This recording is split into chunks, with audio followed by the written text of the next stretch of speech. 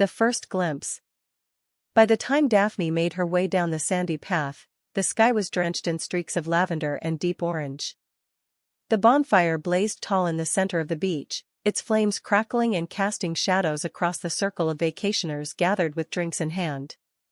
The music was soft at first, acoustic guitar strumming carried by the ocean breeze, but it blended with laughter and the steady rhythm of the waves. Daphne hesitated at the edge of the gathering, her toes curling in the sand. She felt out of place, like a single puzzle piece trying to force itself into an already complete picture. "Lemon drop," a cheerful staff member asked, holding out a glass. She accepted it with a grateful nod. "Thank you." The sweet burn of the lemon-flavored drink calmed her nerves just enough to coax her forward. She found a spot on a driftwood log, a safe distance from the crowd, and let herself relax into the heat of the fire. That's when she saw him.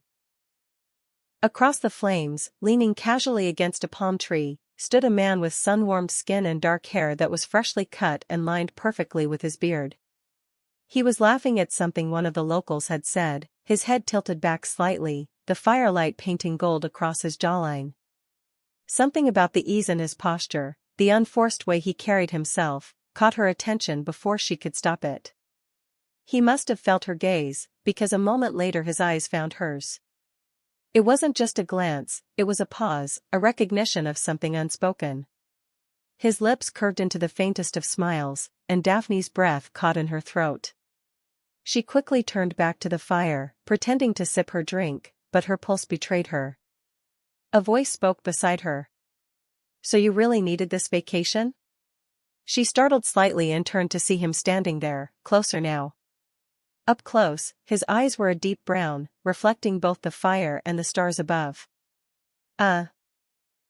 Yes," she said, setting her drink down to keep her hands from fidgeting.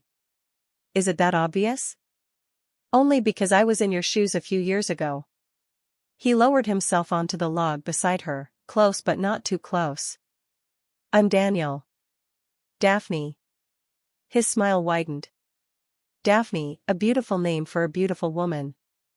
"So, are you the type who dives right into vacation mode, or the type who needs convincing?" She raised an eyebrow. "And which one are you?" "I like to think I'm somewhere in between. I'll climb the cliffs, try the crazy local food, maybe even attempt surfing. But karaoke at the bar?" He shook his head with mock seriousness. "That's where I draw the line." A laugh came out of her throat before she could stop it. It felt foreign and light, and she realized how long it had been since she had laughed with a stranger. "I might need convincing," she admitted, relaxing just a little. "Well," Daniel said, his gaze holding hers, steady and warm. "Lucky for you, I'm good at convincing."